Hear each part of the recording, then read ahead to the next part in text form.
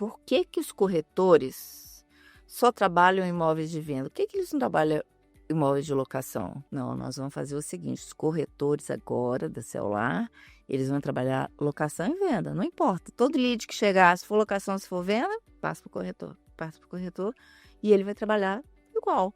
Foram 2 erros nesse processo. Foi de cima para baixo, que a gente nunca deve fazer isso. Então, a gente estudou com consultoria, mas a gente chegou um dia e falou, vai ser assim e pronto. Nunca mais faço isso. E, além disso, os corretores odiaram. Eles falaram, não quero. Eu quero trabalhar só com venda. Eu não vou trabalhar com locação. Eu tenho o direito de não trabalhar. Saíram todos. Olá, seja bem-vindo ou bem-vinda ao Loft Portas Entrevista. Eu sou Ricardo Kaufmann, Head de Comunicação da Loft. E eu sou Sérgio Esteves, CMO da Loft. Todo episódio, um empreendedor ou empreendedora conversa com a gente sobre episódios marcantes da sua trajetória e como conseguir se destacar no mercado. Esse podcast está disponível em vídeo no YouTube e também em áudio no seu tocador preferido. Se inscreva no nosso canal e ative o lembrete para não perder nenhum episódio. E se você quer ficar por dentro das notícias mais relevantes do mercado imobiliário, o Portas também é uma newsletter, né, Kaufmann? É isso aí, Sérgio. De segunda a sexta, sempre às 15h, gratuitamente no seu e-mail. Lembrando que todas essas informações e o link para se inscrever estão disponíveis na descrição desse episódio.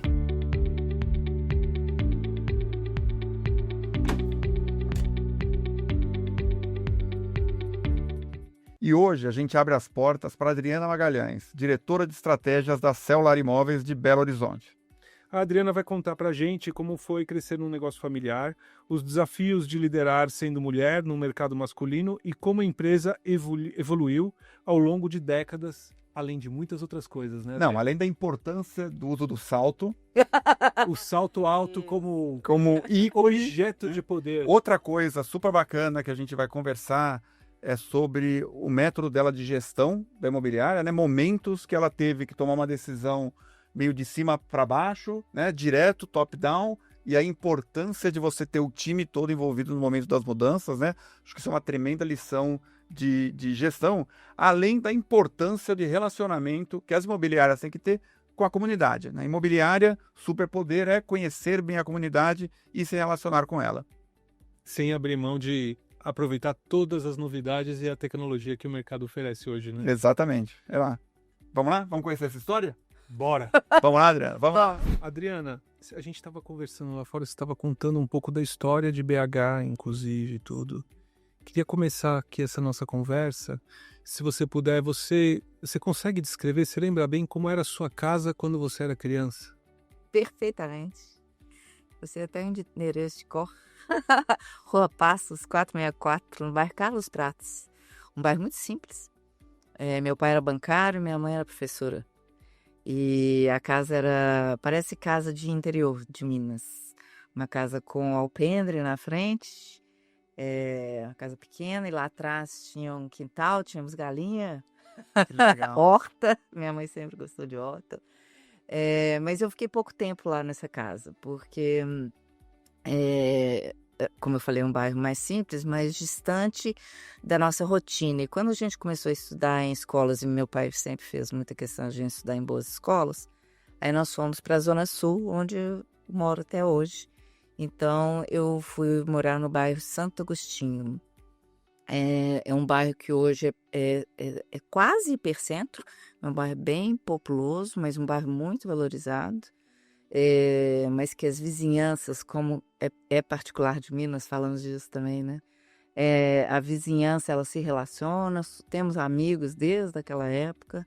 Eu estudava num grupo escolar municipal, lá próximo, e depois fui pro colégio na Savassi, onde muita gente conhece o bairro da Savassi, né? Bastante.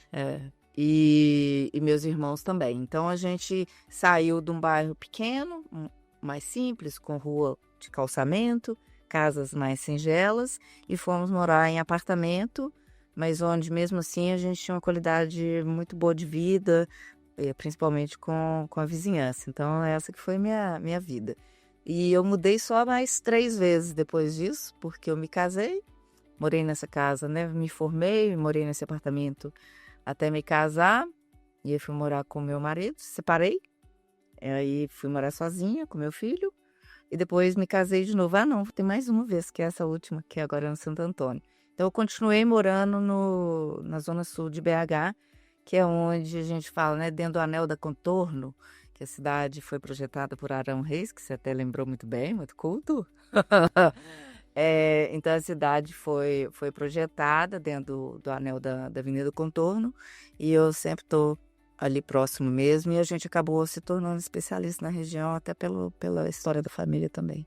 Dá pra ver que você fala super com carinho, né, desse tempo remoto, que era muito diferente, né, tinha criação de galinha, uma série de coisas que parece outra vida. Bem mineiro mesmo isso. Bem mineiro, e dá pra ver como você fica feliz, assim, de falar. Mas, assim, a provocação é o seguinte: quando a gente lembra dessas coisas, a primeira coisa que vem são essas coisas boas e tudo.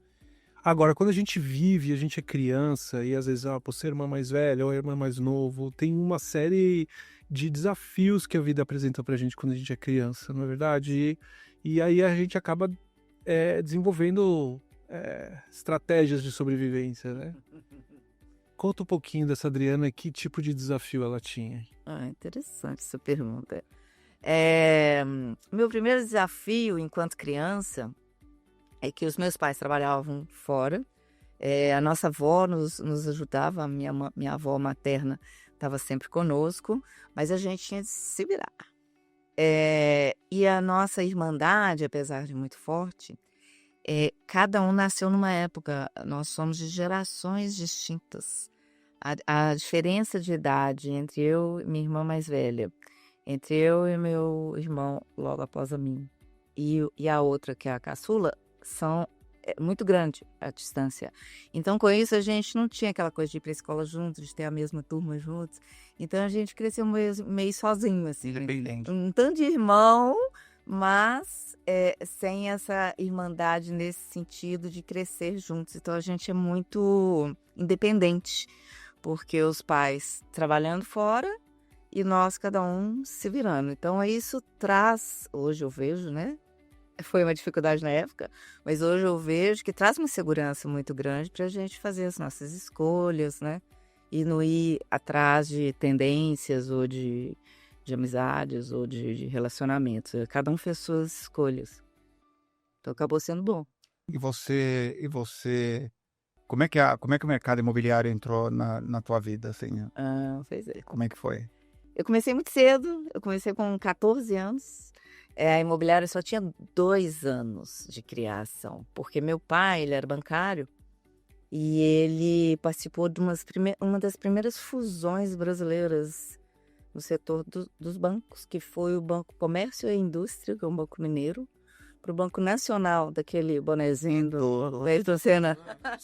Isso, o Banco Nacional incorporou o Banco Comércio e Indústria e não queria o passivo do banco, né? Então, eles fizeram lá um programa e o papai achou melhor não continuar no banco. Ele trabalhou ainda, acho que uns 2 anos no banco, mas não se identificou e se aposentou. Então, ele se aposentou muito cedo, com 40 e poucos anos. E ele tinha começado, coincidentemente, a trabalhar com a mesma idade minha, com 14 anos. Como contínuo, né? Office boy na época. No banco também? No Banco Comércio e Indústria. No Banco Comércio e Indústria. Muito tempo lá. No interior. Naquela região de Acesita, onde a família nasceu. Então, o papai, como ex-bancário, ele conhecia e tinha um ótimo relacionamento com os clientes que ele atendia como gerente, sabia quem tinha patrimônio. Então, ele falou, eu não vou cuidar dos investimentos financeiros dos meus clientes, mas vou cuidar do patrimônio dos meus clientes. E meu pai ainda não tinha se formado, que ele não tinha tido condições de fazer curso superior. E aí, logo que ele aposentou, ele falou, agora eu vou estudar, fazer tudo que eu quero. Que legal. E aí ele fez o curso de marketing, de relações públicas e de direito. Nós fez 3 cursos. Esses 3 cursos. E na época não tinha o curso de corretor de imóveis, como tem hoje, né? Que é um curso técnico, e tem até pós-graduação, né? Eu, inclusive, sou pós-graduado em negócios imobiliários. Mas naquela época não tinha. Mas ele foi trabalhar numa imobiliária em Belo Horizonte, exatamente porque ele já saiu do banco pensando nessa questão de cuidar dos patrimônios dos clientes dele. E abriu imobiliário. Então, ele tinha 45 anos quando ele abriu. Nessa época eu tinha 12. muito novinha, mas quando eu fiz 14, que eu já tinha condições, né, de atender telefone, anotar recado, correspondência e principalmente datilografar contratos. Você fez curso da telegrafia? Não. Eu fiz também. Fiz também. Tenho diploma até hoje. Eu tenho que máquina, sou eu. Claro. Eu tenho a minha máquina lá na empresa, depois eu mando uma foto para vocês. Eu com a minha máquina que eu trabalhava. Então era eu e ele. Porque, como eu falei, ele queria empreender muito mais nesse sentido de cuidar do patrimônio e fazer uma venda ou outra, né, como corretor. E eu era auxiliar dele, eu não tinha grandes pretensões de ter imobiliário. E fui trabalhando com ele. Quando eu fui fazer vestibular, eu optei por outra carreira. Minha irmã já era dentista. Eu sempre gostei também da área humanas e biológicas. Me dava melhor nessas matérias na escola, né? Acabei optando por fazer terapia ocupacional e fisioterapia, que na época os 2 cursos eram juntos, nas ciências médicas. Só que nessa ocasião, eu tive de sair da empresa, já com 18, 19 anos, porque o curso era o dia todo. Entendi. E comecei a fazer estágio logo muito cedo. E pude atender pessoas com deficiência, crianças especialmente com deficiência, e fiquei um pouco insegura com essa escolha profissional. Aí eu falei, eu vou trancar a matrícula. Eu tô um pouco triste, né, com o que eu tô percebendo, não sei se eu vou dar conta. E aí falei, pai, eu posso voltar a trabalhar com você, que é uma secretária de novo?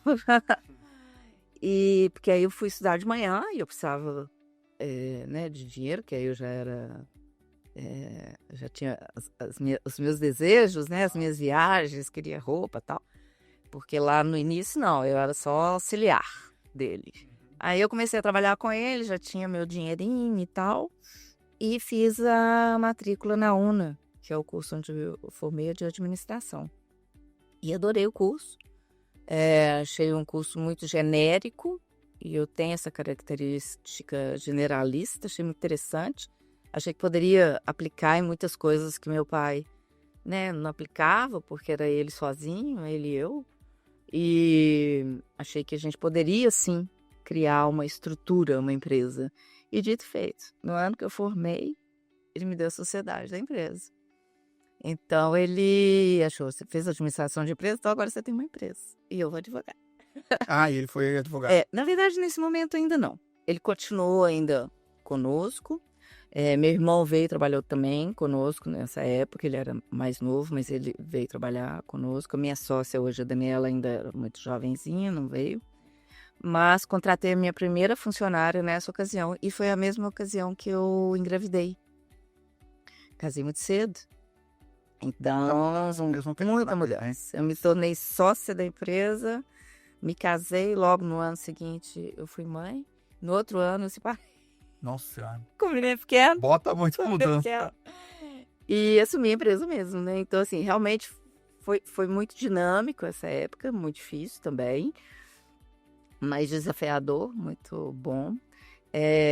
Meu pai com esse desejo de ir mais para a carreira jurídica, e eu falei, então eu tenho de aprender como que eu vou fazer para que essa imobiliária, né, se torne uma empresa do jeito que eu quero. Afinal de contas, eu larguei meu sonho lá para trás, Cara. investi nisso, tem filho pequeno para criar, então vou embora. E aí iniciei uma trajetória que eu acho que é muito interessante, que eu comentei lá também quando a gente estava conversando, que foi de começar a estudar a parte do associativismo. Como que eu vou visitar uma imobiliária e saber como que ele faz para fazer o cadastro dos inquilinos da melhor forma? Como que eu vou fazer para conhecer um profissional que faz as melhores vistorias? Como que eu vou fazer um curso para eu ter uma noção de como eu posso anunciar melhor os meus imóveis? Aí eu fui buscando conhecimentos que a gente não tinha, porque meu pai, a história dele era de bancário. E comecei a me envolver muito nas instituições, né? Que hoje é o Secov, na época era Câmara de Dirigentes das Empresas Imobiliárias, CDL, nem lembro mais as siglas. Então, eu comecei a conviver com eles e aprender. Todo congresso que tinha, eram poucos, que hoje, né, o mercado imobiliário, ele é muito aquecido e muito, muito ativo nessa coisa de conhecimentos, palestras, cursos, tecnologia e tal, mas naquela época não era. Pelo contrário, né? Naquela época, o corretor de imóveis, ele mostrava imóvel, pronto, acabou. A imobiliária que fazia gestão só fazia o contrato e pronto. Achava que era só receber aluguel. E eu não queria isso. Nunca quis. Até hoje, eu fico procurando e sou muito ativa no sentido de trazer inovações e fazer da melhor forma. Isso normalmente Isso é uma não tem característica de pessoa generalista. então, Você está sempre querendo buscar isso. a novidade, sempre querendo... E eu fiz isso através das associações, das amizades com os gestores, de uma forma muito respeitosa, porque eu acho que tem dificuldades. Eu não vou falar que eu não sofri assédio, que eu fui desqualificada, desvalorizada, porque 20 e poucos anos, 30 anos, como menina pequena, separada, claro. Você contou pra gente que tem uma certa história com um salto alto para lidar com essas coisas. Sim. Como é esse salto alto? Esse salto alto faz parte da minha realidade diária. Porque com muitos problemas, muitas dificuldades, muitos desafios, teve muita época de desilusão, de tristeza, de depressão, de problema familiar, né? Eu falei, gente, mas eu preciso pagar a conta, a empresa está sob a minha responsabilidade, eu tenho funcionário, porque a empresa foi crescendo, né? Tava até contando da Patrícia, que eu contratei ela quando eu estava grávida, ela está conosco até hoje. Ah, olha só, que Minha legal. primeira funcionária está lá até hoje. Com muito orgulho, uma querida. Então, assim, né, tem famílias ali, tem meus clientes, eu não posso deixar. Então, tem que ter uma força e tudo. E eu lembro uma vez que eu fui numa palestra aqui em São Paulo, de um grande diretor de imobiliário que ainda existe aqui em São Paulo, mas isso tem muito tempo. E eu não estava numa época boa. E ele, na palestra, ele contando a vida dele também, que não foi fácil, ele falou assim, eu sempre tive a foto da minha filha no meu bolso da camisa. Sempre trabalhei de camisa, sempre tive. E na hora que eu tinha qualquer dificuldade, eu chegava na porta de um imóvel, eu recebia um não, levei um bolo de um cliente, eu pegava a foto da minha filha e olhava, é pra você que eu tô aqui. Aí ele se enchia de força e tal. E meu filho me deu muita força também, mas eu não tinha essa relação dessa forma, né? Aí eu fiquei pensando, o que é que me dá essa força pra eu ir trabalhar todos os dias, né? Aí eu cheguei à conclusão, e hoje eu falo, tem algumas funcionárias que já estão me copiando, é subir no salto. Eu sempre gostei de trabalhar bem arrumada e salto alto. E assim, eu subo no salto, me transformo. É outro piano. É um personagem. E eu contei pra ela isso porque eu sou pisciana. Eu sou pisciana, quando eu de pisciano, pura água, puro romantismo, puro choro, emoção, criatividade. Sou próprio pisciana. Toda vez que eu leio sobre peixe, eu sou eu mesmo. Porque tem gente que não se identifica tanto com o signo, né? Mas eu sou própria. Mas na hora que você sobe... Mas na hora que eu sou... Aí não é pisciana, aí é alguma outra coisa, eu não sei nada. Aí eu sou um signo que nem existe. O que eu me viro, eu ganho força, é interessante. Então, essa coisa do simbólico é bem legal. Tem gente que usa uma medalhinha, né? Cada um tem um amuleto, uma oração. E eu, nessa época dessa palestra, eu falei assim, o meu é o salto. E eu valorizo, porque realmente eu ganho força quando eu ponho. Que bacana. Você falou de parcerias, né? Você também faz parte da Netmóveis, né? Isso é parte desse... Sim, claro. A Netmóveis, nós entramos para a Netmóveis em 2005. Você me perguntou mais cedo, em termos de força de trabalho, o que é mais importante na minha empresa hoje, locação ou venda, né? Uhum. As duas são importantes. A venda muito mais na questão do faturamento, a alocação muito mais em relação às pessoas, porque a gente tem que ter uma estrutura muito grande para fazer uma gestão, né, de milhares de imóveis, então realmente é punk. Tem que ter muita gente. Mas Eu não, nessa época, em 2005, eu não tinha corretagem de imóveis. Eu tinha muito pequeno, de um cliente que era proprietário, queria comprar mais um imóvel para investimento, ou inquilino que queria pagar mais aluguel, ele queria adquirir um imóvel, então a gente atendia sob demanda, né? Então não tínhamos uma equipe e tal. Mas a alocação que era mesmo a nossa expertise. Fortaleza. É. E a Netmóveis me convidou, né? Convidou o celular para participar da rede. Eu falei, é o momento de eu ganhar força institucional com os meus colegas para realizar vendas. Hoje, já foi maior. Hoje, 50% dos meus negócios de vendas é realizado em parceria dentro da Que Netmóveis. legal, cara. Parceria é um negócio importante mesmo. Muito bom, desde que bem estruturado. Não você tem que estar com pessoas que você confia, né? E Exatamente. processos bem feitos. Exato, você falou tudo. Mas A questão da ética e dos processos, né? E os treinamentos, que todo mundo tem de trabalhar dentro da mesma lógica, porque senão começa até briga, desconfiança, você não sabe como é que vai ser tratado lá de lá, porque se faz a venda de um imóvel e o cliente que está ou que está vendendo ou que está comprando é do parceiro. Então, é um negócio com duas pessoas envolvidas e eles têm de ter essa sinergia. Então, a Netmóveis veio e trouxe um grande crescimento para a nossa empresa. E muito em cima do associativismo, da colaboração, né, o mercado colaborativo. Eu tenho ouvido cada vez mais assim a importância da parceria no mercado, né? Sim. Quase você tá sozinho não adianta, vai ser mais difícil para você crescer, né? E você, por exemplo disso, né? Você sempre valorizou. Sempre, sempre. E você estava contando que, dando um saltinho aí, mas acho que tem a ver, que a partir da pandemia houve uma série de aquisições. Ah, sim, esse foi um outro momento de Como é que foi isso? crescimento da E empresa. como que isso tem a ver com a sua trajetória associativista, digamos assim? Se é que tem a ver. Tem.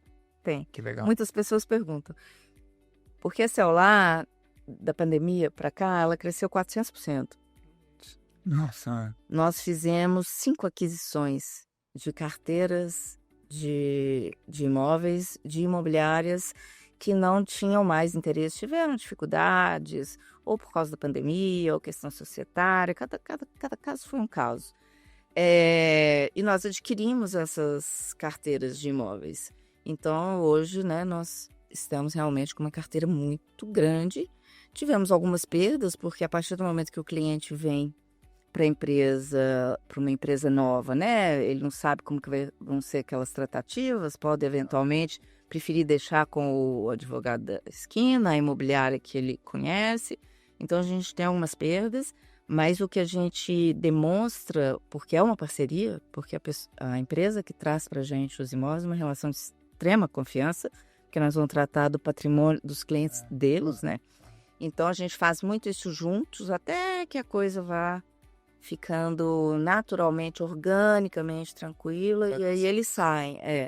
Então, todas foram muito tranquilas. Tem uma especialmente, que era uma imobiliária muito digitalizada, onde não tinha muito relacionamento com os clientes. Essa é a que a gente ainda tem um pouco mais de dificuldade.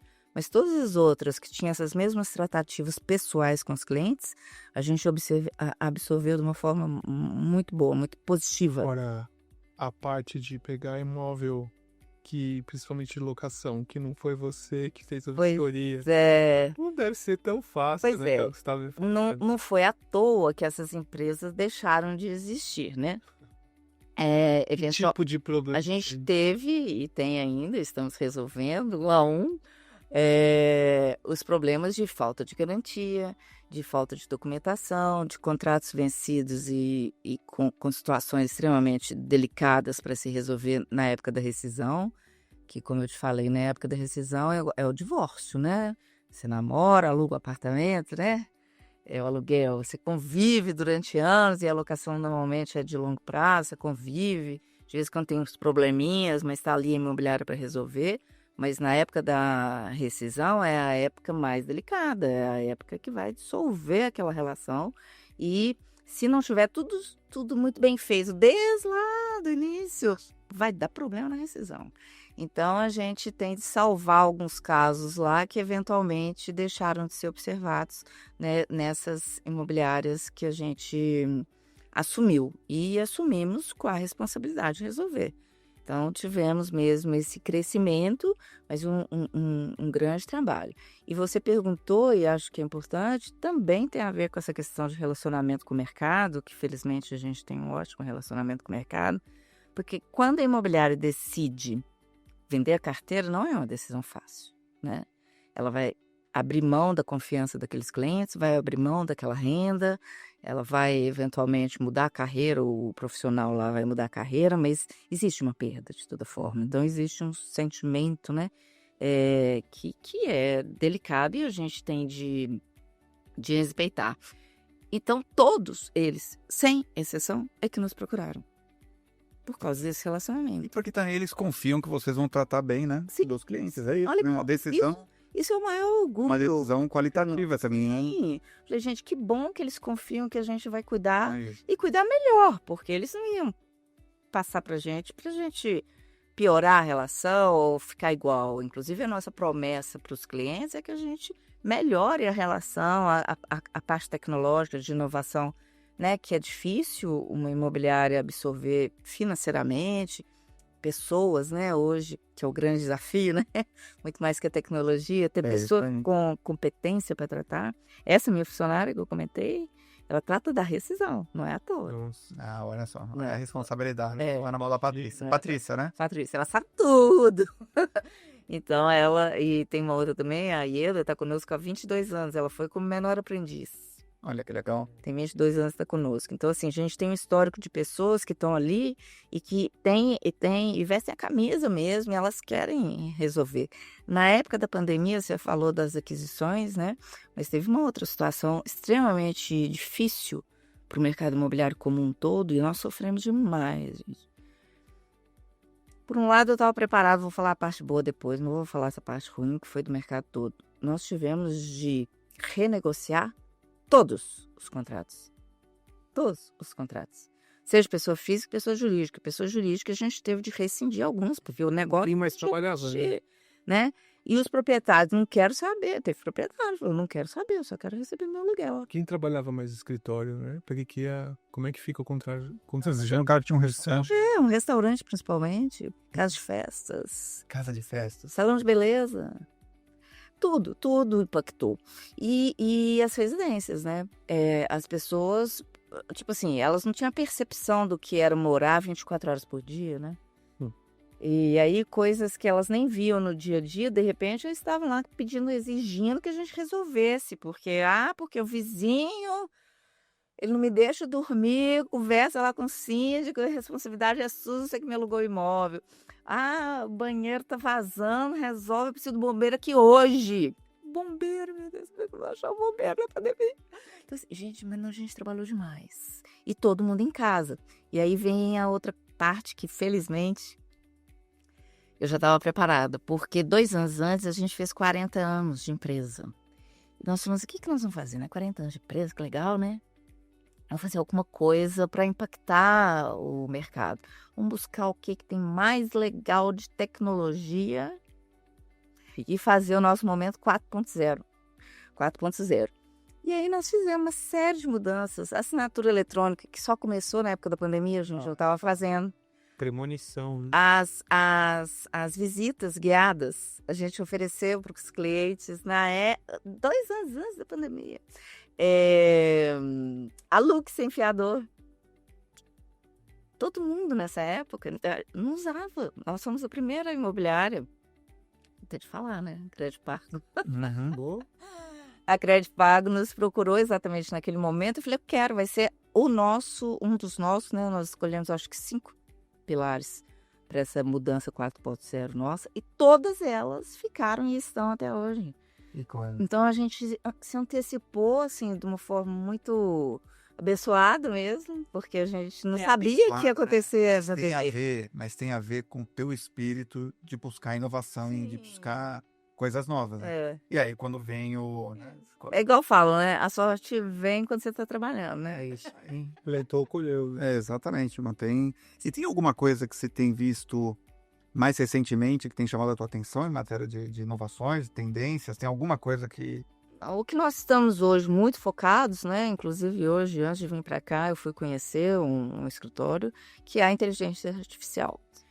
Porque a inteligência artificial a gente já tem adotado na área comercial, né? Para fazer os atendimentos. Então, assim, a nossa capacidade de atender o cliente e da inteligência artificial de uma forma muito humana, ela consegue perceber o desejo do cliente e às vezes o corretor não, porque o corretor ele gosta mais de falar do que de ouvir, que é o contrário do que ele tem que fazer, né? Ele já fala lá do apartamento, ele já está lembrando de um apartamento. Em vez de ele ouvir o resto que o cliente quer, ele já está querendo mostrar. A inteligência artificial não, ela já é treinada, né, para poder trazer todas aquelas informações e depois montar o que a gente chama de curadoria, né, que é muito assertiva. Então, a inteligência artificial no setor comercial, tanto de locação quanto no de venda, a gente já está usando e com sucesso. Vai fazer 1 ano agora. Que legal. Começou em junho, né? Tem exatamente 1 ano que a gente está usando a inteligência artificial no comercial. O que a gente está agora implementando é para a inteligência artificial no CRM. Então, por exemplo, a gente está falando aqui do banheiro que deu uma infiltração. Aquela infiltração já existia? Como é que está lá no laudo de vistoria? Que está lá longe e aí a minha funcionária tem de ir lá buscar, não sei o que. Sendo que está tudo lá no sistema. Olha, então vamos fazer com que a inteligência artificial busque isso, né? Quando é que vai vencer o aluguel? Ele não precisa ligar e conversar com o funcionário. Ele já vai ter tudo isso através de informações CRM administrativo, que a gente fala agora, que é o que vai ser implantado. Bacana. Então, hoje nós estamos nesse momento de estudar a melhor plataforma para nos atender numa inteligência artificial. Estamos escolhendo o nome da nossa IA. E então agora no segundo semestre nós vamos ter novidades nisso aí. Mas aí os corretores precisam ficar preocupados? Eles correm o risco de ser substituído? Ao contrário, Certo? a inteligência artificial vai trazer para ele mais pronto, para que ele tenha mais tempo de fazer essa curadoria que eu falei, essa seleção, que é fundamental, e sair, né, ir a campo, porque o bom corretor de imóveis é aquele que conhece o mercado que ele trabalha, né? Inclusive, lá na empresa, a gente foca muito na nossa região, a gente estava falando, né, de Belo Horizonte, que não é uma grande capital, mas ela tem geograficamente muito bem separada ali as regiões, e a gente está na região Zona Sul e a gente quer ser especialista naquele bairro, a gente quer relacionar com a vizinhança daquele bairro para a gente atender o filho que vai sair de casa. Por isso que... Então, o corretor vai fazer isso. Por isso que imobiliária, esse é o ponto forte, assim, eu acho, o superpoder da imobiliária é conhecer muito bem a sua região. Você ser aquele recurso que, por isso, dando esse tempo para o corretor, faz toda a diferença, né? Faz toda a diferença. E tem um outro fator, que é tão importante quanto esse, porque a gente é consultor de negócios. Porque, às vezes, nem é o momento da pessoa comprar, sabia? Não, quem sabe se compensa você alugar. Você já pensou num consórcio? Você já pensou em financiar? De repente, você financia um pouco, vende seu carro. Ele vai colaborar para realizar o desejo do cliente de uma forma isenta. Isso é ser consultor de negócios.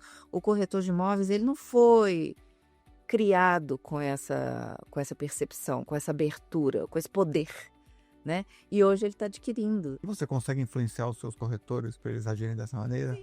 É um desafio muito grande, não? Como é que você faz? Você tem a parte de treinamento, como é que você faz esse tipo de... Sim. Uma das características nossas é exatamente o treinamento constante. Nós temos uma sala de treinamento lá na empresa. E aí é fisicamente no lugar, o corretor tem que ir lá para fazer... Tem alguns que a gente faz online, assim. Online e tal. Fizemos um que vocês, inclusive, nos presentearam há pouco tempo. Tá? Uhum. Muito bom, por sinal. Legal. Esqueci o nome da... Fermento, que é a empresa, não é? A palestrante foi excelente, ela foi perfeita. Então, a gente faz todos os treinamentos. Nós temos um programa de qualidade de excelência empresarial que é feito pelo Secov Minas. Desde 2005, 2006, se não me falha a memória. E ele pontua as empresas que mais investem em qualificação profissional. ininterruptamente a gente ganhou todos os anos, até ano passado. Esse ano nós vamos ganhar de novo classe. Ele tem categorias: azul, prata, ouro, bronze, ouro. Então não ganhei todos os ouros, não. Já ganhei azul, já ganhei prata, mas todos os anos a gente ganha, porque a gente entende que a qualificação, e especialmente através de universidades corporativas, como o Secoff tem, como a Netmóveis tem, ela é direcionada para aquele público, né?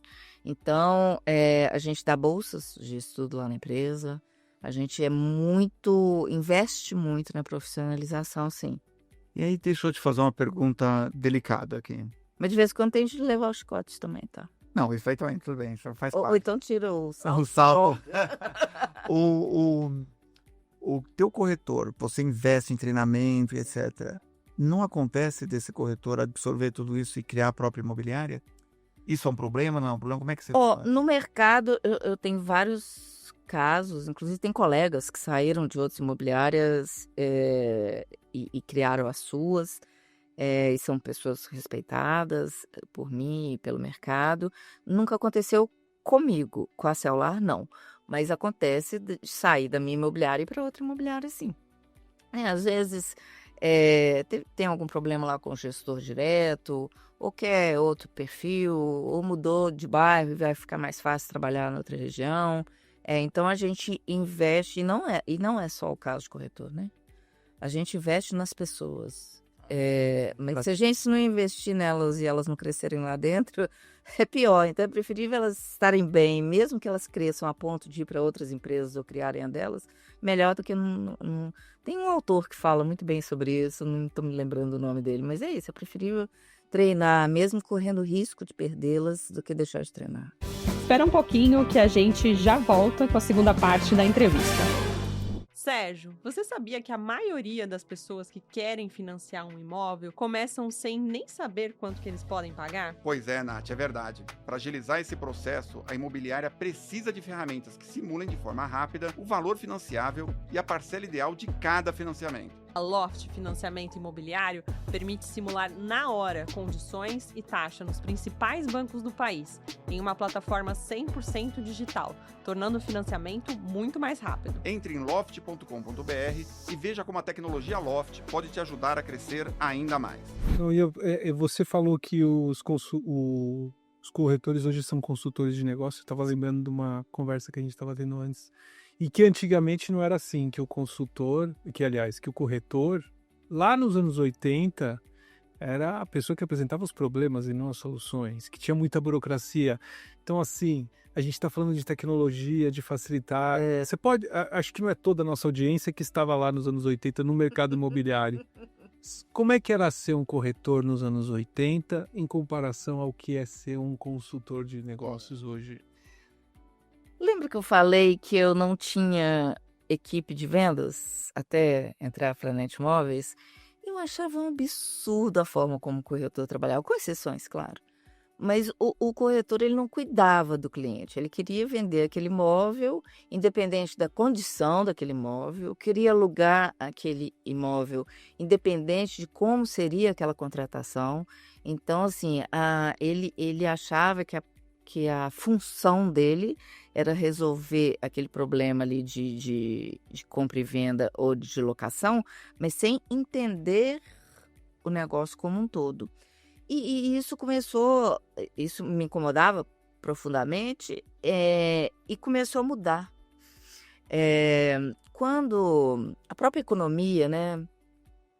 Acho que a gente comentou, né, sobre a época da inflação. Como é que era vender, comprar, alugar com hiperinflação? Não, gente, era uma loucura, né? Você alugava, vamos supor, um imóvel por R$3.000, pegava a documentação do pai, da tia, do sobrinho, do vizinho, para ser seu fiador, e não bastava, porque ele não tinha imóvel, então você pedia um segundo fiador, aí você ia lá para o madrinha do seu filho para pedir a documentação, além de apresentar a própria imobiliária fazia ali aquela análise de crédito, pegava assinaturas de todo mundo, cópias de documento, cópias de declaração de imposto de renda.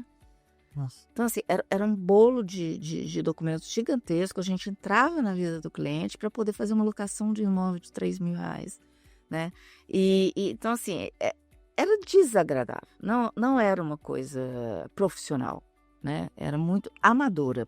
Quando vieram as garantias onerosas, e a gente pode trabalhar hoje de uma forma que eu considero realmente profissional, onde existe ali o compromisso do inquilino de pagar o aluguel em dia, de cuidar do imóvel, de pagar os encargos em dia, entregar o imóvel nas mesmas condições ou melhor do que ele recebeu, e tem tudo documentado através de fotos, laudos descritivos, né? Hoje nós temos empresas terceirizadas que fazem vistorias para nós.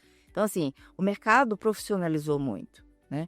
E isso fez, igual vai fazer agora com a inteligência artificial, que os corretores, os consultores, as imobiliárias pudessem tratar o negócio, tivessem tempo, observassem o negócio de uma forma muito maior, né? Saiu da caixinha mesmo, não está ali na burocracia de aprovar um crédito para aquele contrato. Você está buscando os imóveis ou verificando se aquele contrato ali precisa, ou aquele imóvel precisa de uma valorização patrimonial para que ele tenha na próxima locação uma condição melhor para o proprietário. Então, assim, mudou completamente. Quando aí a gente se torna, assim, consultor de negócios.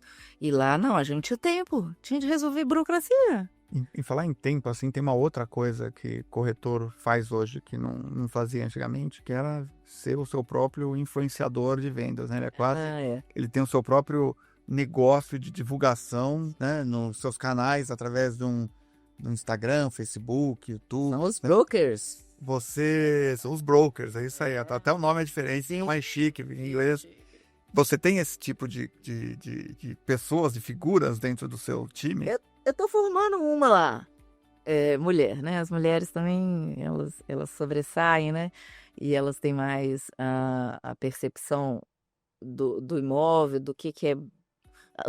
As benfeitorias do imóvel, elas são mais bem colocadas pela mulher, pelo feminino, nem vou colocar mulher, pelo feminino.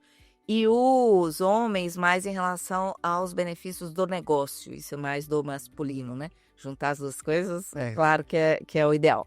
Mas no meu caso, nós estamos formando lá uma corretora que ela tem muitas essas duas capacidades e ela tem muita desenvoltura para apresentar os imóveis dessa forma que você está falando. E isso sim é uma tendência. Cada um, por exemplo, nós temos na Netmóveis uma possibilidade muito interessante, onde cada corretor tem o seu próprio broker site. Ele tem o site dele, com todos os imóveis da rede inteira. A Netmóveis, ela atende o Brasil como um todo. E você, se você é um broker, você tem o seu broker site, todos os imóveis da rede toda podem ser trabalhados por você. No seu site você tem permissão, lógico que tem uma série de exigências para você ser um broker site e poder trabalhar por causa de compliance. Os imóveis da rede como um todo, mas você pode. E esse broker, ele trabalha de uma maneira independente ou ele está conectado a uma imobiliária? Eles são sempre associados, né? Associados a uma empresa, mas podem vender e a remuneração é igual de todas as imobiliárias. Então, nós temos imobiliárias parceiras aqui em São Paulo. O meu corretor, ou essa que eu comentei aqui agora, pode vender um imóvel aqui na Faria Lima e ela vai receber o mesmo percentual que ela receberia se ela vendesse o imóvel lá na Avenida Contorno. Entendi. Em Belo Horizonte. Então, a gente estimula, porque eles são profissionais autônomos. Eles estão ligados a uma imobiliária que tem uma sinergia com o trabalho deles, com a região deles, ou com a forma deles lidarem, mas eles são autônomos e a gente quer valorizar isso cada vez mais, porque isso faz parte da proposta de ser um consultor. Que bacana. Então, além de consultor, o cara é influenciador, tem o seu próprio programa, tem quase o seu próprio negócio mesmo nesse programa. Eu tive, há uns anos atrás, um que era especialista em coberturas. Ele sabia todas as coberturas que tinha à venda em Belo Horizonte, falava de uma, comparava com a outra. Ele tinha... E nem era... Isso tem alguns anos. O Instagram nem era o que é hoje em termos de canal. E ele já fazia, já anunciava. Ele era louco com cobertura. Ele devia ter o sonho, né, de ter uma cobertura. A sua própria. E teve, inclusive.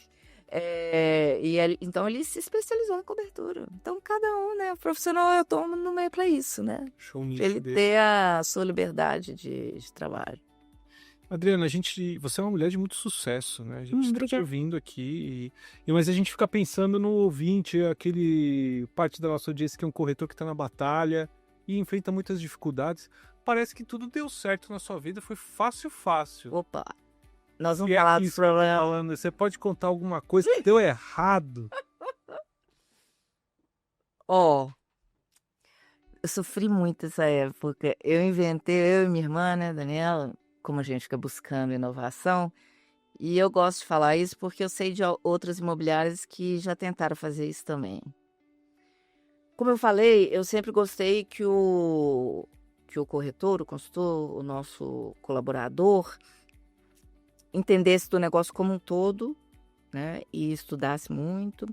E a gente pensou o seguinte: por que que os corretores só trabalham em imóveis de venda? Por que que eles não trabalham em imóveis de locação? Nessa época, os clientes, eles pegavam chave na imobiliária. Não sei se vocês lembram disso. Nossa, total. Porque hoje não, né? A gente tem os visitadores. Mas nessa época, o cliente chegava lá na imobiliária, deixava a carteira de identidade deles, Pegando a chave. pegava a chave, ia sozinho, não sabia qual andar. Ai, meu Deus do céu, onde é que eu abro essa janela? Qual que é a vaga de garagem? No piso G3, G2, ficava lá perdidinho. E na venda, não. Na venda a gente sempre acompanhou, a gente sempre demonstrou as feitorias daquele imóvel e tal. E aí, eu e Daniela, nós ficamos um ano como consultoria, tá? Como consultoria. Falei assim, gente, são os mesmos processos. Vamos enumerar os processos aqui. Não, nós vamos fazer o seguinte, os corretores agora da celular, eles vão trabalhar locação e venda, não importa. Todo lead que chegar, se for locação, se for venda, passa para o corretor e ele vai trabalhar igual. Lógico que a remuneração de locação é muito menor do que a de venda, mas pelo menos, né, ele vai estar movimentando e a gente aluga muito mais que vende, então vai ser até bom para compor renda. Gente, a gente tinha certeza que ia dar certo. Estudamos, fizemos aquele fluxograma lá, assim, não. Você tinha processo, o que acontece antes. Não. Aí um dia fizemos a reunião e apresentamos. Eles participaram mais pouco, tá? Isso também foi um erro. Foram 2 erros nesse processo. Foi de cima para baixo, que a gente nunca deve fazer isso. Então a gente estudou com consultoria, mas a gente chegou um dia e falou: vai ser assim e pronto. Nunca mais faz isso. E além disso, os corretores odiaram. Eles falaram, não quero. Eu quero trabalhar só com venda. Não vou trabalhar com locação. Eu tenho o direito de não trabalhar. Saíram todos.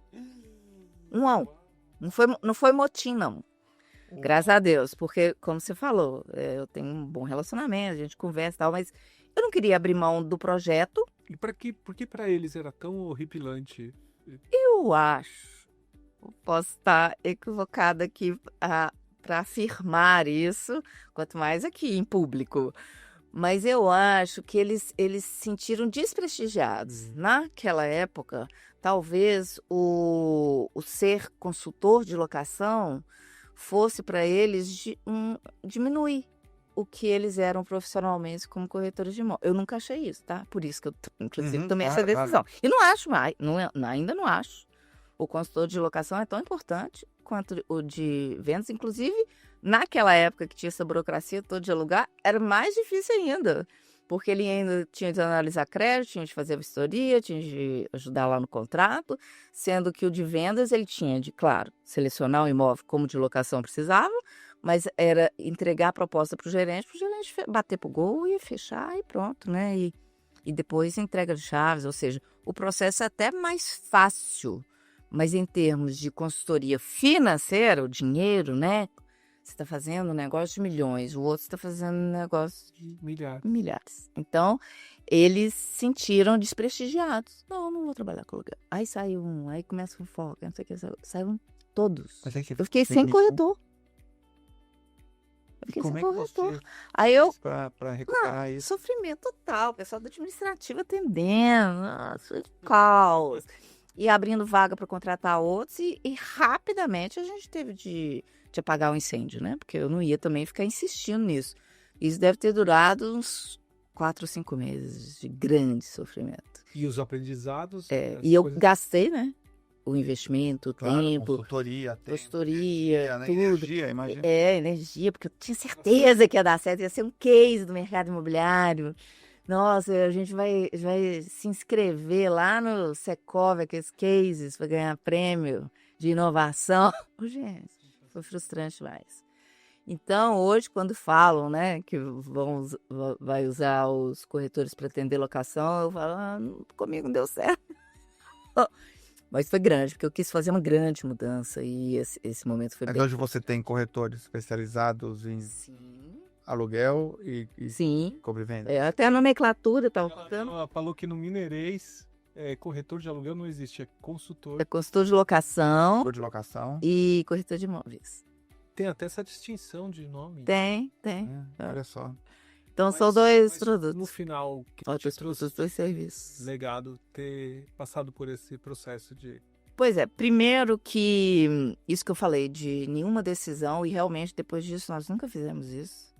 Todas as mudanças que a gente faz na empresa, todos os gestores participam, mesmo que seja uma decisão que não passe por processo, e eu chamo o gestor de processo, que não tem a ver com marketing, eu chamo o gestor de marketing. A gente sempre toma as decisões em conjunto, por menor que seja. Nós temos reunião com os gestores toda semana, e então essa foi a principal, de não querer trazer surpresinhas, não. Surpresas podem ser muito mal vistas, né? Adriana, você chegou a ficar com medo de perder o negócio nessa época? Não, nem tanto. Nem tanto. Porque eu tenho uma... A vantagem da locação... Olha, vamos falar isso. Porque é um negócio contínuo, né? Então, eu já tinha muitos contratos ali sendo geridos. E a parte administrativa, financeira, né? Estava tudo andando bem. Os novos contratos é que ficaram prejudicados, né? Então, eu não cheguei a ter esse receio, não. Mas eu não podia arriscar muito tempo, né? Porque se eu não colocar para dentro... acaba, né? Claro, né? Chega uma hora que o inquilino sai. A torneira tem que estar aberta, porque senão vai tudo ficando abaixo, né? A rescisão, ela é real. Você falou algumas vezes sobre a sua irmã, né? Que tá com você na imobiliária. Tem mais algum outro membro da família com Não. vocês? Não. Nós temos, o meu irmão, porque hoje nós temos 5 empresas. Por questões tributárias ou de negócios, a gente dividiu. A Celular Imóveis antiga, a velha guarda, o meu irmão tem uma participação lá, porque o nome, ele tem valor, Claro. né? E a Celular é a que participa da Netmóveis. Então, a nossa participação na Netmóveis, que é uma SA, ela está lá. Então, ele, inclusive, nos representa institucionalmente, ele é o diretor jurídico da Netmóveis. Então, institucionalmente, ele responde. Mas a gestão é eu e Daniel. E como é que você faz para ter muita discussão, né? Separar a família do negócio ou não é natural já para vocês? Primeiro que a nossa Até por conta sucessão... da distância, Hã? Até por conta da distância de idade. De idade, vocês, né? somos de gerações distintas. Mas a própria sucessão foi muito tranquila, que eu te falei que o papai queria advogar, e ele já me deixou lá com a imobiliária. Depois a Daniela veio, inicialmente, ela não tinha certeza se ela ia ficar na imobiliária, porque nessa época ela era noiva, talvez ela viesse para São Paulo. Uhum. Então ela não sabia se ela ia continuar na imobiliária e tal. Depois acabou que resolveu, terminou o noivado, ela acabou casando com o Cristiano, meu cunhado querido, e tá lá em Belo Horizonte até hoje, felizmente para todos nós, e porque foi muito importante a vinda dela para a imobiliária. Eu me sentia, né, soberbada, assim, muita decisão para ser tomada sozinha, né, e falta de tempo também, claro, mas principalmente porque nós temos, por sorte, meu destino, nós somos complementares. Então, normalmente, eu tenho uma percepção de uma coisa e ela tem uma percepção de outra forma diferente. E a gente consegue conversar, nem sempre, né? Não é 100% das vezes, mas a grande maioria das vezes, a gente senta, opina, mede, conversa. Se for o caso, contrata uma consultoria para a gente chegar num denominador que seja o melhor para imobiliária de forma respeitosa. Não vou dizer que às vezes eu não grito lá do corredor, não quero isso não feito isso não. E ela também, mas assim, é pouquíssimo. Pouquíssimo, a gente se relaciona muito bem. Nós somos amigas, profissionais, irmãs. Que legal, olha a benção aí, olha. É uma benção. Olha que bacana, que bacana. E teve outra coisa que a gente também estava conversando lá fora, né? Que é a conexão de vocês com a comunidade, né? Tem esse lado do associativismo, mas tem também o lado da comunidade, né? Como é que é isso? Qual a importância disso, você acha, para o imobiliário, assim? Nesse ponto eu vou até dividir, nós não conversamos sobre isso, mas já que você falou de comunidade, eu já fui para o outro lado que eu acho que é complementar. Eu acho o seguinte, a imobiliária, como a gente comentou logo no início, ela existe para buscar a sede de uma empresa, ou a casa de uma família, ou resolver algum problema sucessório, de herança, compra, venda, tem muita coisa. Então a gente entra muito na história familiar. E tratarmos disso enquanto pessoas de credibilidade naquela região faz toda a diferença.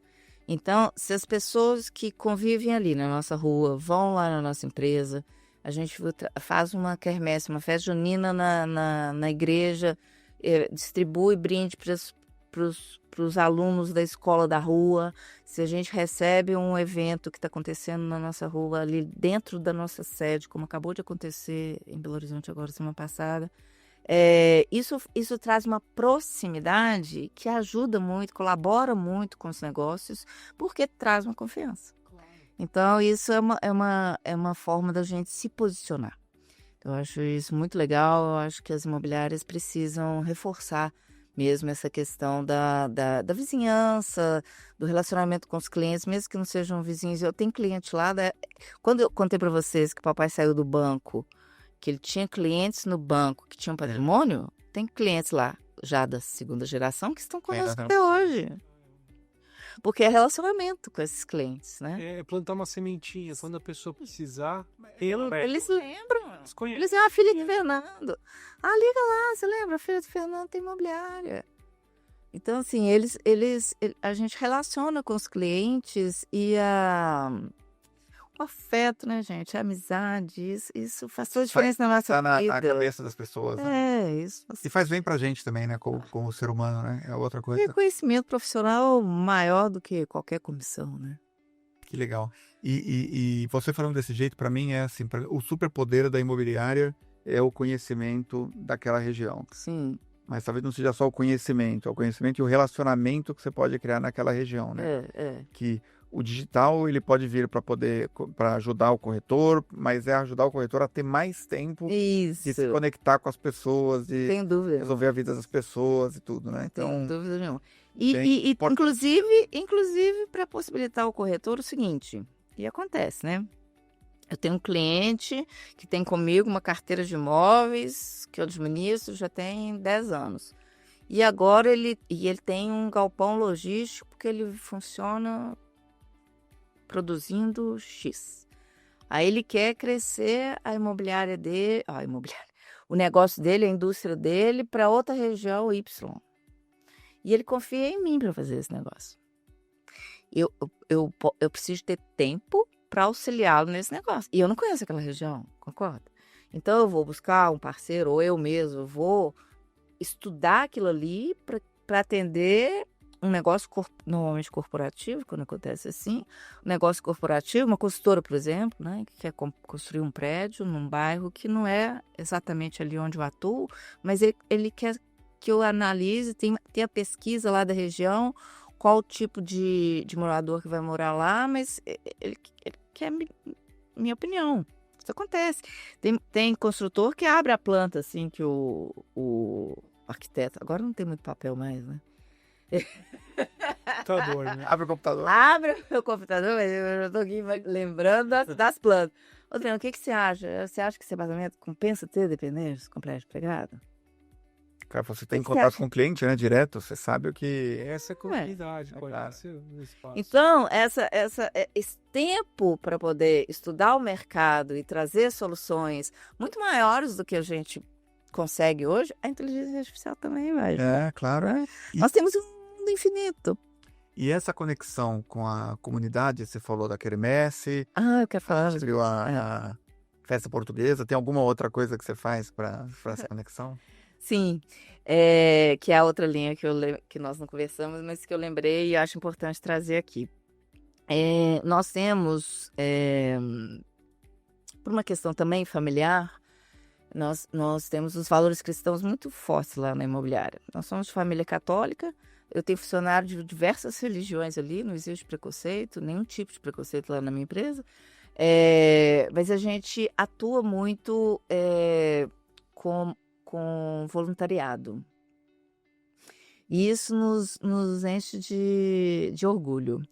Nós temos, eu, Adriana, faço parte de 2 diretorias de 2 instituições e ajudo mais 2. Mas na diretoria de uma instituição que faz inclusão social, são crianças e adolescentes com várias questões, por isso que eu falei da terapia ocupacional, que como que volta, né? Tem 8 anos que eu faço parte da diretoria do CAIS, que é o Centro de Atendimento à Inclusão Social. E a gente faz inclusão, inclusive no trabalho, né? A pessoa que tem alguma deficiência, a gente verifica em que ela pode ter sucesso no trabalho, de alguma forma, e a gente trabalha a família e a empresa, são os 3, família, o adolescente, o adulto, a empresa e a família, porque muitas famílias deixam o deficiente em casa, porque é trabalhoso, né? E ter essas pessoas trabalhando e participar disso para mim, especialmente, assim, um orgulho muito grande estar junto. Além disso, essa questão do autismo, né, que hoje cresceu muito, a gente trabalha muito, a gente tem um trabalho reconhecido internacionalmente, até na França. Que legal, né? Do autismo. Todos os bebês que nascem prematuros na Santa Casa de Contagem, essa instituição ela está em Contagem, na Grande BH. Todos os prematuros passam pelo CAIS para fazer um acompanhamento enquanto bebês, porque o nível de autismo em bebês prematuros é maior do que em bebês que nascem no tempo correto. Então, assim, a gente tem diversos estudos lá. Então, apesar de ser lá em Contagem, a gente entende que participar de projetos que podem trazer algum tipo de benefício para o mundo, né, isso é muito importante. A outra instituição que eu também participo diretamente chama Pequeninos do Amor. Eles é uma comunidade muito pobre, eles são muito pobrinhos. Eu fiquei conhecendo hoje a presidente lá do projeto.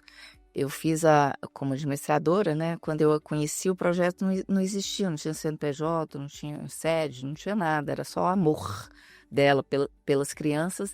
Ela recebia as crianças dentro de casa, na igreja, no salão paroquial, onde desse, para dar teatro, arrumava um voluntário para dar uma aula de música. Aí eu conheci o projeto, foi inclusive através de um cliente meu, porque nós vendemos o apartamento dele e ele não tinha o que fazer com os bens. Ele estava já fora do Brasil, ele falou, doa para alguém. E aí eu procurei saber lá na igreja de algum projeto e fui lá entregar, porque ela não tinha como buscar o carreto. Eu providenciei o carreto, fui lá entregar. Aí fiquei conhecendo o projeto, fiquei encantada com aquele trabalho dela lá, com as crianças da comunidade, porque tudo começou porque na porta da casa dela os meninos entregava drogas, os pititim, entregava droga. E aí ela começou a trazê-los para dentro de casa e depois para dentro igual eu falei, né, do salão paroquial, não sei o quê, fazer trabalhos com as crianças para eles não ficarem na rua. E aí nós institucionalizamos isso. Hoje a Vale, por exemplo, é a nossa apoiadora. Nós temos uma construtora lá em Belo Horizonte, a Agmar, também, que atua diretamente no projeto. Cada uma assume um projeto. Então, nós temos dança, informática, inglês. Tem menino lá que não sabe escrever o nome. E passa de ano para ano, sem saber nem escrever o nome. A gente dá reforço escolar, apoio pedagógico e psicológico. Então, assim, a questão da comunidade, ela vai muito além, né, do que a gente pensa. Apoiamos também um projeto que chama-se Terra da Sobriedade para dependentes químicos. Então, a gente acho que a gente tem que sair um pouco, sabe, desse mundo corporativo para enxergar mais o que está acontecendo A verdadeira realidade, né? no entorno e um pouquinho que cada um ajudar. Nossa. Bem, eu sinceramente, eu tenho o maior orgulho de ajudar essas comunidades, porque eu acho que eu estou fazendo alguma coisa, por menor que seja. Eu estou toda arrepiada aqui. Mas é isso mesmo. A gente também. Nossa Senhora. Então, essa parte também é muito importante lá para nós da Celular. Os funcionários adoram. Isso ajuda a reter. Eles percebem o valor disso, né? Que é muito. Teve uma lá, nós fizemos no final do ano a carta do Papai Noel. Pegamos lá dos Pequeninos do Amor, cada um pediu uma coisa, pegamos lá o número de cartas que a gente conseguiu, né, entregar para dar o presente lá para as crianças do projeto. Aí teve uma funcionária minha, me pediu duas. O dia que ela chegou com 2 caixas desse tamanho, não sei o que estava dentro. Eu falei assim, nossa, você gostou mesmo dessa ideia, né? Falei assim, eu já fui assim. Olha, Eu já mandei cartinha. Pro Papai Noel. Hoje foi tão emocionante. Então, assim, só de você falar já me vem. é emocionante. Ela falou, gente, eu vou poder hoje, com o meu salário, Coisa colaborar uma criança. Aí ela escolheu 2. Uma funcionária minha lá, que ganha. Muito bonito. É. A piscina nos inundando aqui de miséria, ainda desce. Muito bom. Você faltou alguma coisa que a gente não te perguntou? Não falamos tema. Não, tem alguma coisa que você acha que você gostaria de falar, assim, alguma coisa que a gente não te perguntou, que você acha que é bacana dividir com as pessoas? Ó? Não, eu acho que eu encerrei aqui de uma forma tão emocionante que eu agora até me esgotei mesmo. Nossa, olha, A missão cumprida, né? É, maravilhoso, muito legal. Muito bom. Muito obrigado. agradecer os parceiros, né? É. Eu acho que hoje, e isso também não tinha naquela época, a gente não tinha facilities, né, nas imobiliárias. Então, obrigada aí pela Loft, pela oportunidade de estar aqui e pelos serviços que vocês prestam para as imobiliárias. Legal. Pô, muito obrigado aí pela entrevista, pela sinceridade, por compartilhar com a gente essas histórias. Obrigada. Muito bacana mesmo. Muito bacana. E se você gostou desse episódio, deixe um comentário, compartilhe, deixe seu like. Se você estiver assistindo a gente no YouTube, ou 5 estrelas se você estiver ouvindo a gente no Spotify. Lembrando que o Portas também possui uma newsletter enviada segunda a sexta-feira. Ela é gratuita e chega no seu e-mail sempre às 3 da tarde com um resumo das notícias mais importantes do dia sobre o mercado imobiliário. Se você ainda não recebe a nossa newsletter, é só se inscrever no link da inscrição. Oi, pessoal. Aqui é a Adriana. Essas 3 queridas instituições sociais que conversamos aqui são todas sem fins lucrativos e fazem um trabalho muito bonito e importante para a comunidade. Elas aceitam doações e estão sempre abertas a quem quiser ajudar. Se você quiser conhecer mais ou contribuir para os projetos, é só entrar em contato direto com elas pelo Instagram. Os links estão na sua tela, caso você esteja assistindo no YouTube, e na descrição desse episódio em todas as plataformas. Qualquer apoio faz diferença. E é muito gratificante poder fortalecer projetos que mudam vidas. Obrigada e até a próxima. O episódio de hoje teve pré-entrevista de Clara Helstab, produção e roteiro de Marina Galesso, edição e direção de Ricardo Kaufmann, captura de som e vídeo e edição da Maremoto, e a apresentação foi feita por mim, Sérgio Esteves, e por Ricardo Kaufmann. Até a próxima.